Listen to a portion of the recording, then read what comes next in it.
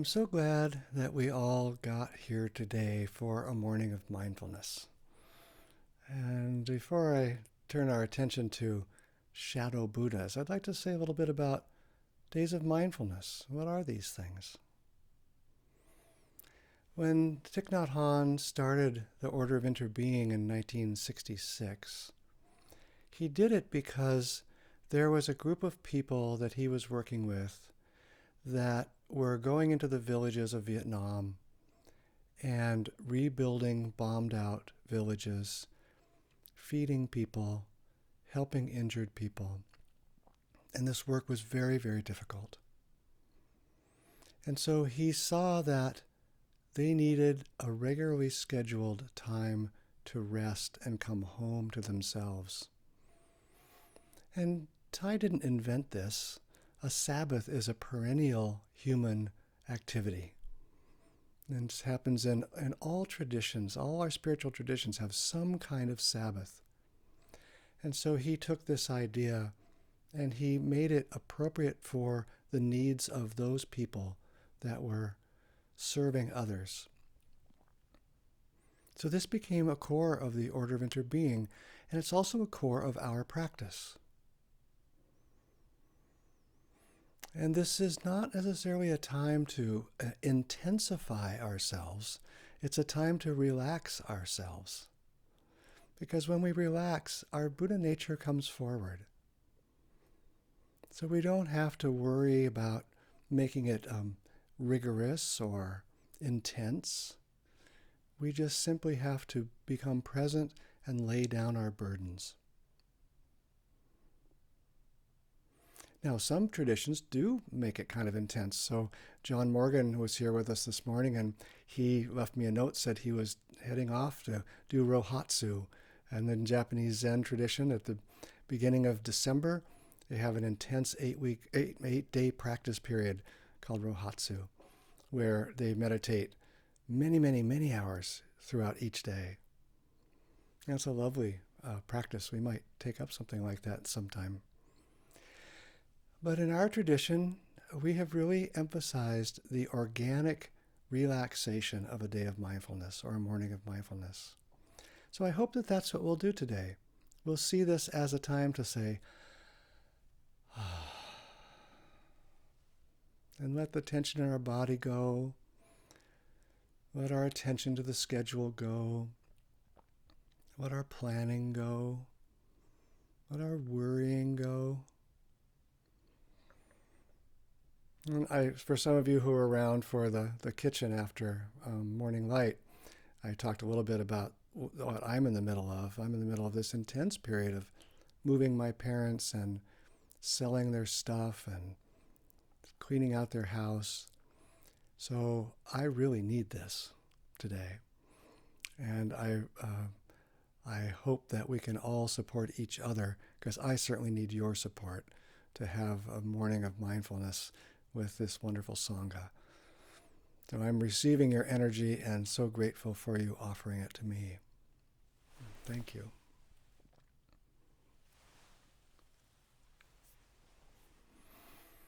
Shadow Buddhas.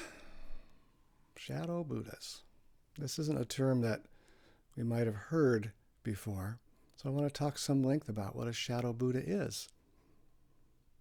So I'll start by talking about, well, what is a Buddha? What's a Buddha? Well, the word Buddha means literally one who is awake. One who is awake. And Buddhas are important teachers. They show us the way. And they show us the way with their words. The Buddha taught and spoke. And I have to giggle because one of the lines in the sutras said, the Buddha playfully let words escape his golden mouth, and the world ever after was entangled in briars. So words are one way that Buddhists show us the way, but maybe not the best way. The best way they show us how to be is with their actions. And we've had some wonderful teachers to do that for us. Thich Nhat Hanh is the perfect example for me. The way he could walk into a room, change the whole room. And sometimes his walking meditation or his tea drinking or his erasing of the whiteboard was the Dharma talk. So he was using words, but his actions were also there. And I have another teacher that's taught me that really well, Frank Ostaseski. And I've seen Frank use that same technique very often to convey the Dharma. One time I remember in a retreat, right before the Dharma talk, he cut himself shaving quite badly. And he came out with 2 big Band-Aids on his face. And he was not happy about this. And he let us know that he was not happy about this. And he was absolutely himself in that moment. And then he just let it go. And you could see him let it go. So it was such a great practice where, okay, I don't like this. And here's how I'm going to be with this. And I'm just going to show you. It's a really lovely teaching. So Buddhas are people who are awake. They're people like you and me. And we're all baby Buddhas. Every one of us. We all have Buddha nature in us. Just like a baby has adult nature in them, we have Buddha nature in us. But we're baby Buddhas because we're still learning how to touch it and express it. Just like a baby is still learning how to do all the things of an adult, well, we're learning how to do the things of a Buddha. And there's very few of us who touch our Buddha nature deeply enough to live as full-time Buddhas. So even though we have this bright Buddha nature, we most often express ourselves as shadow Buddhas instead of bright Buddhas. What's this thing I'm calling a shadow Buddha? Well, a bright Buddha shows us the way of goodness. A shadow Buddha shows us the way of suffering. A shadow Buddha shows us the way of suffering. Bright Buddhas are pretty difficult to find. They don't go around advertising themselves. They're not on TikTok probably. They're not having YouTube channels. Maybe some do. But they don't really advertise themselves. They just quietly go about helping others. And they do that without calling attention to themselves. Now, you might think that there aren't very many bright Buddhas around, but I think there are a lot of bright Buddhas around. They're everywhere. They're in all cultures. They're in all religions. They're in all races and speak all languages. But if you aren't already on the path, they're pretty invisible. You just wouldn't notice the bright Buddhas. The bright Buddha might be the homeless lady with the cart, the grocery cart, and the little poodle in the seat. The bright Buddha might be the business person.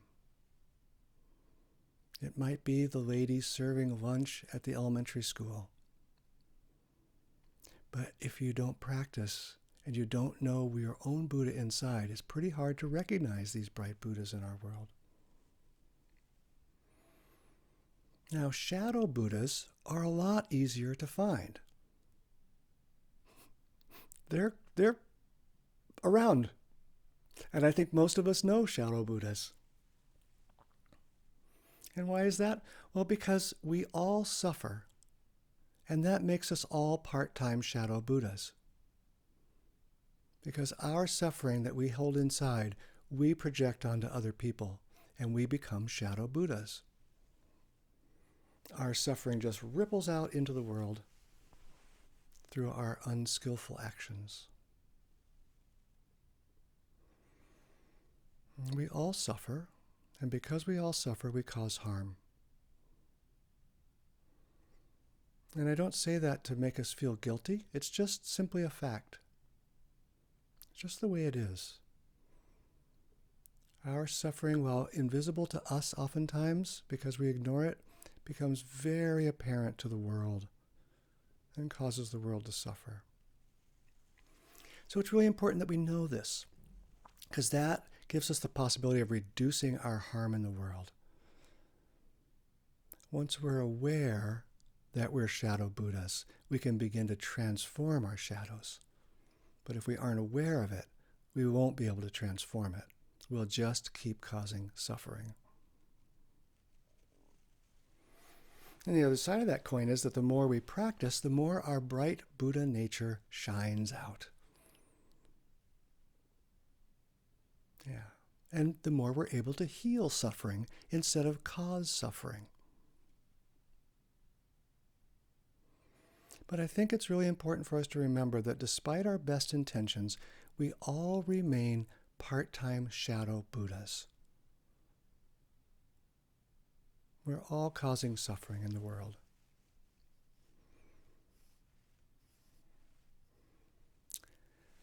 Okay, let's talk about practicing with shadow Buddhas. Because shadow Buddhas are all around us, so let's make the most of them. Let's make the most of their teaching. Shadow Buddhas show us the path of suffering. They show us what happens when we follow our unskillful impulses. I recently was on a ship that sailed to Hawaii and spent a few days in Hawaii and then sailed on a ship back. Now, if you want to see shadow Buddhas, a cruise ship is a great place, right? Because it's us. And I could see the suffering that would be caused, for instance, if I didn't care for my body. There's a lot of people that were quite overweight on this ship. And I could look at them and I could say, you're a shadow Buddha that shows me that when I have the impulse to go and take 3 desserts off the buffet, that's where it might lead. Thank you, shadow Buddha. I saw people who had really been not caring for their bodies for a long time, and they had trouble getting around easily. They had trouble moving and walking. And I thought, thank you, shadow Buddhas, for showing me how important it is for me to go to the gym every day while I was on that boat. Yeah, so shadow Buddhas show us what happens if we follow our unskillful impulses.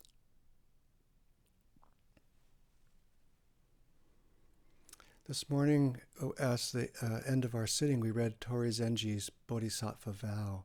And I'd like to read just one of those paragraphs again for us. Tori Zenji wrote, "We can be especially sympathetic and affectionate with foolish people, particularly with someone who becomes a sworn enemy and persecutes us with abusive language. That very abuse conveys the Buddha's boundless loving kindness. It is a compassionate device to liberate us entirely from the mean-spirited delusions that we have built up with our wrongful conduct from the beginningless past. With our response to such abuse, we completely relinquish ourselves, and the most profound and pure faith arises." So I want to focus on those last 3 lines. With our response to such abuse, we completely relinquish ourselves, and the most profound and pure faith arises. So what is this response that Tori Zenji is pointing us towards? With our response to such abuse, what is this response? Well, I'd like to propose a 3-part response. So the first part of this response is resistance.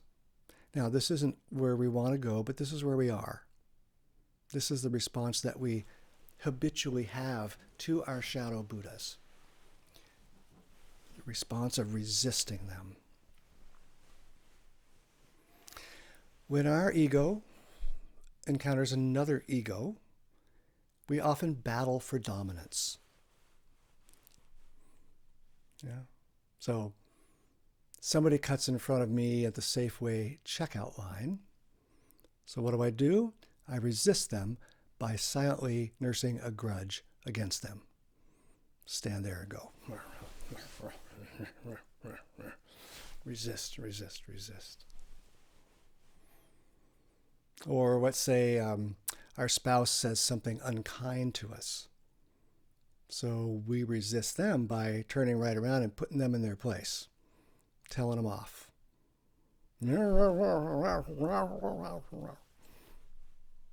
Resistance.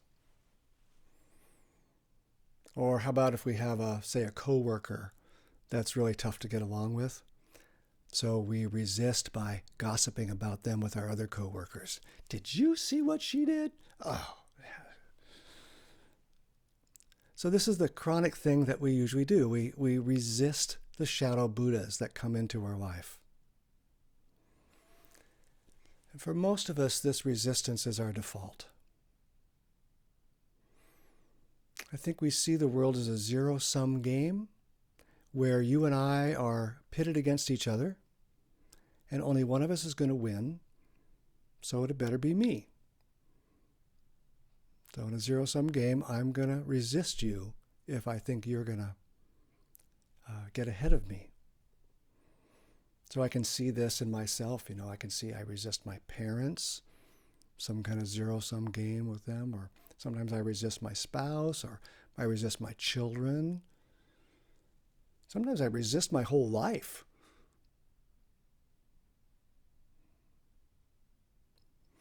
I even resist sometimes the best parts of myself.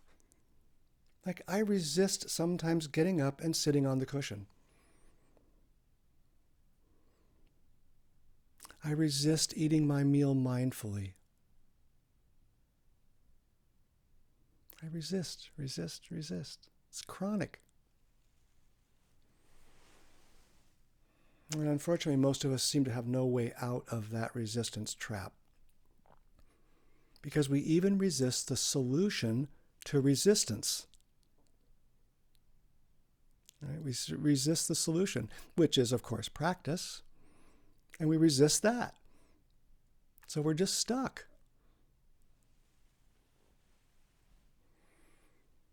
And we can't benefit from our shadow Buddhas when we resist our shadow Buddhas. In fact, resisting our shadow Buddhas turns us into shadow Buddhas. Because resistance is a kind of suffering. So you see this resistance cycle is really hard to break out of.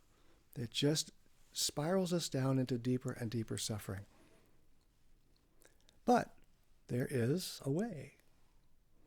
And that's the second step I'd like to share. And that's the step of moving towards acceptance instead of resistance.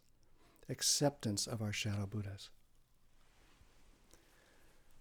And Tori Zenji points to this. With our response to such abuse, we completely relinquish ourselves.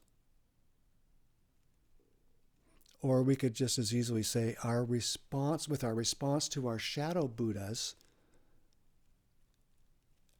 our response to our shadow Buddhas is to completely relinquish our resistance. Right? Our response to our shadow Buddhas is to completely relinquish our resistance. When we think of relinquishing ourselves, the way it's written in the poem, I think myself is that small self that wants to assert John against the world and resist the world. But when I can release that, when I can release that resistance, a way forward emerges. And that's acceptance.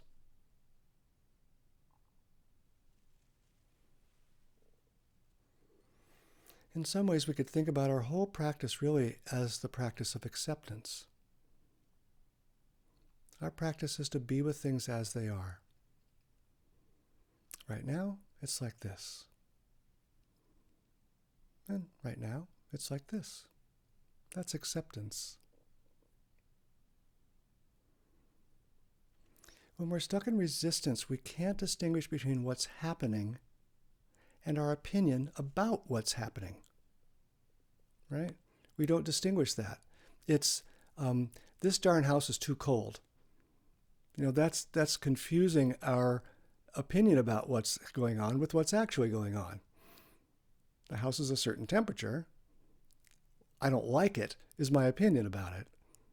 But they aren't the same thing. They aren't the same thing. But our practice is the practice of acceptance. We see that right now it's like this, and I either like it or I don't. But when we accept our life right now as it is, we're not compelled to either believe our preferences or act on our preferences. We can simply see the world as it is and know we have a preference, but not be the prisoner of those preferences. But when we're stuck in this resistance, our feelings are the truth about the matter. And we just act on them. And we think our actions are correct.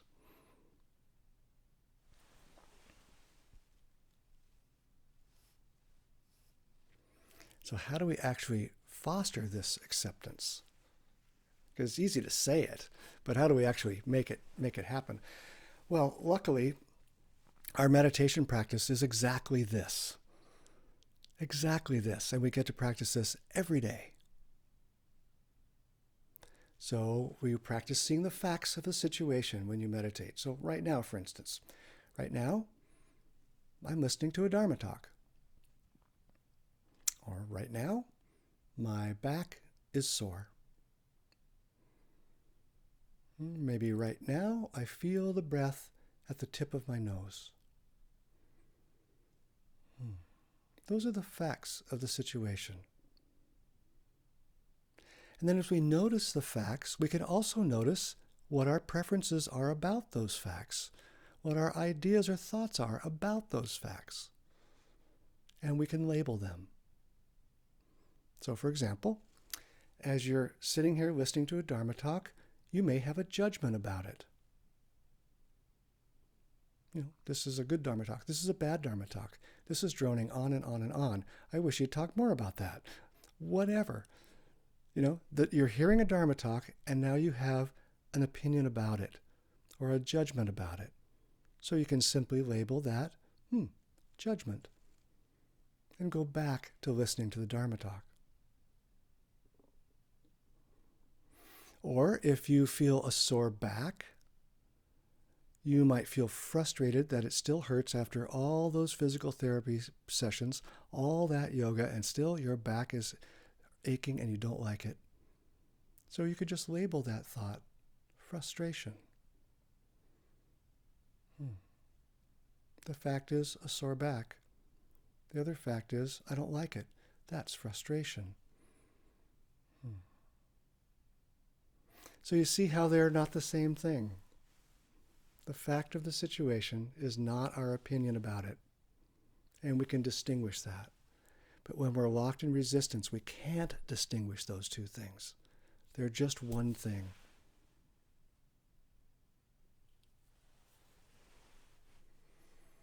So we can use this now, once we've developed this skill on the cushion, we can begin to use this skill when we encounter our shadow Buddhas. We can see that the actions of our shadow Buddhas are separate from our feelings about those shadow Buddhas.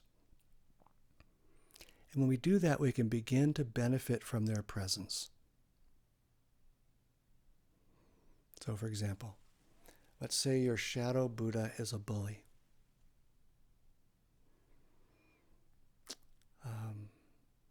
And if all you can do is resist that shadow Buddha, you're likely to become a bully yourselves. Yeah. Because, when we're resisting the bully, we're all fight and no insight at all. But if we can accept it right now, it's like this. And right now I feel like this. Then we have the insight necessary to actually choose our response to that bully. You can accept both that, yes, there's a shadow Buddha in front of me who is a bully, and I feel this way about that. Now we have a choice. That's acceptance.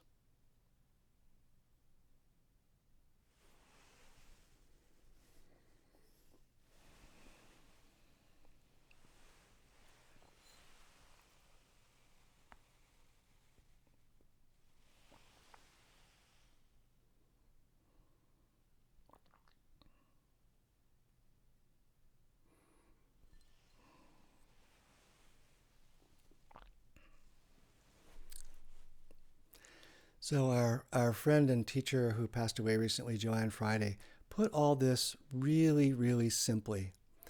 She used to say, am I a victim or a student? Am I a victim or a student? When stuck in resistance, we're either a victim or a victimizer, right? We're either take the pain or give the pain. Take the suffering or give the suffering. But with acceptance, now we have the possibility of being a student. This is what's happening. This is how I feel about what's happening. And I resolve not to repeat this suffering by acting out my feelings on you. That's a student, not a victim. When we can do that, our shadow Buddhas become important teachers. They show us the path of suffering. And since we're students rather than victims, we can resolve to transform that suffering in ourselves so we and all beings might become free of that kind of suffering.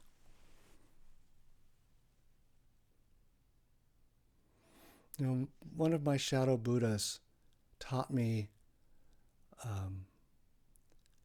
how it feels to be ashamed. I carry a lot of shame from the way the shadow Buddha treated me. And if I'm not aware that that's what's happening, that the shadow Buddha taught me something important and my feeling response to it was shame, I'm likely to simply act from that shame in the world. But if I'm aware and I can accept both the actions of my shadow Buddha and the feelings that came from that, now I have the motivation to make sure that I don't shed shame on the world in the same way. And in fact, I think what it's done for me is to maybe go even too far the other way, to give people an out that's so easy that sometimes I don't hold them accountable. You know, so that's my stuff I'm working with. But I'm really glad that I found a practice so that I don't go around shaming people in the same way my shadow Buddha shamed me.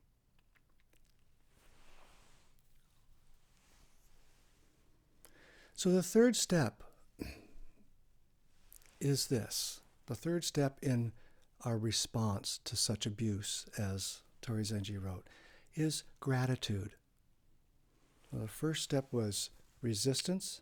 Second was acceptance. The third is gratitude. So once we drop our resistance and accept the events of our life and our feelings about those events, we can take that next step and actually develop gratitude for our shadow Buddhas. If we think about the shadow Buddhas in our lives, they have sacrificed their own happiness so that we can learn how not to repeat that kind of suffering. You know, they can suffer as abusers so that we can flourish as caregivers.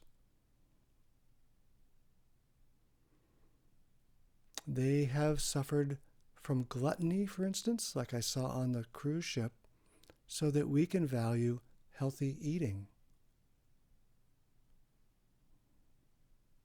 They have carried the burden of anger so we can free ourselves from anger and instead practice love.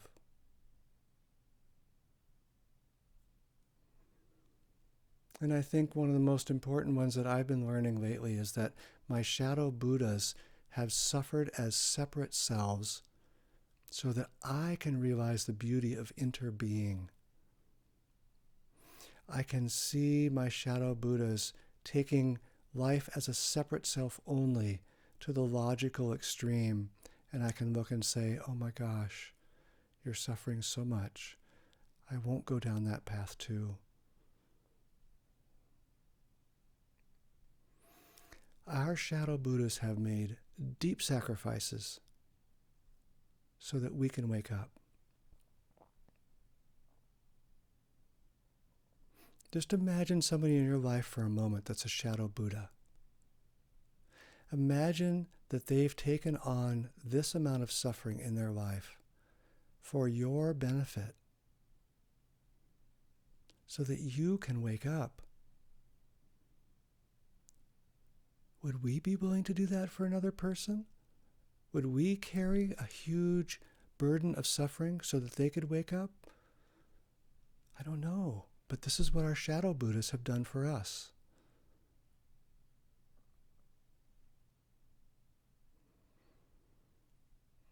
Back to Tori Zenji. With our response to such abuse, we completely relinquish ourselves and the most profound and pure faith arises. And I think this profound and pure faith is gratitude. I mean, how else can we understand the tremendous sacrifice our shadow Buddhists have made for our benefit?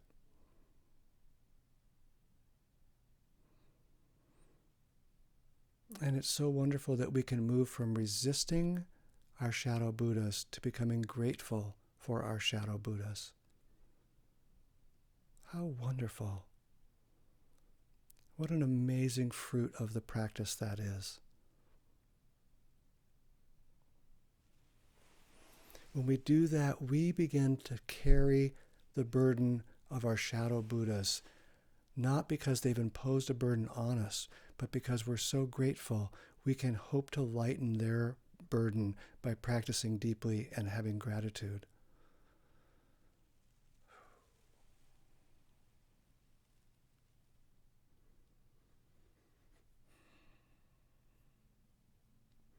So I want to offer a caveat here, though, because I think we could misinterpret this practice. And the caveat is this. Accepting our shadow Buddhas or having gratitude for our shadow Buddhas does not mean that we let them victimize us more. We have to learn from the behavior of our shadow Buddhas without allowing them to harm us. So acceptance and gratitude might mean you take out your Manjushri sword and you clearly define a boundary. You know, it might mean calling the police.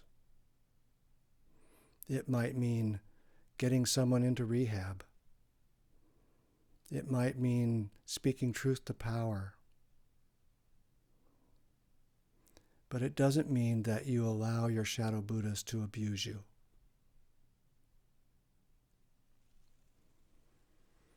We can have acceptance and gratitude separate from the hope of reconciliation.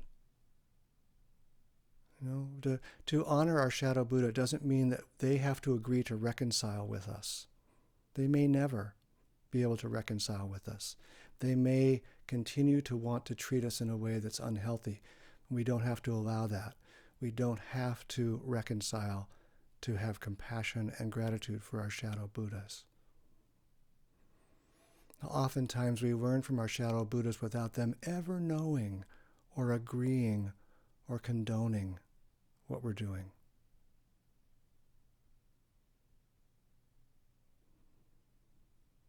You know, they are shadow Buddhas because they are suffering.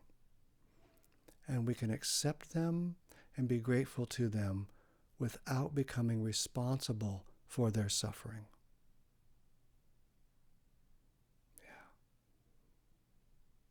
So I don't mean in this talk to put on anyone that you should go and take on your Shadow Buddha's suffering, or become responsible for it, or feel you have to solve it.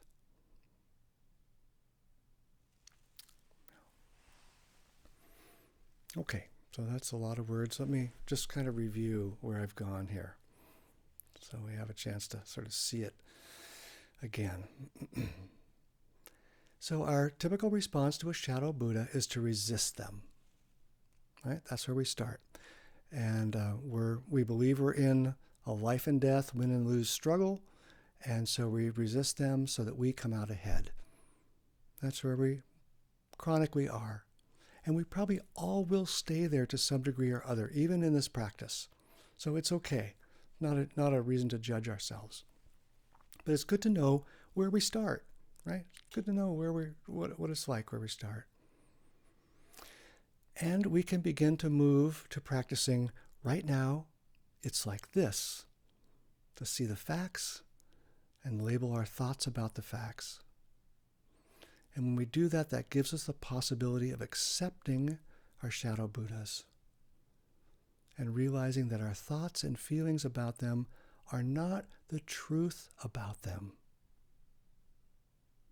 Our thoughts and feelings about our shadow Buddhas are not the truth about our shadow Buddhas. They're just our thoughts and feelings. And as we deepen this practice of acceptance, gratitude will naturally begin to arise. And we realize how deeply our shadow Buddhas have sacrificed so that we can be free. They are Buddhas.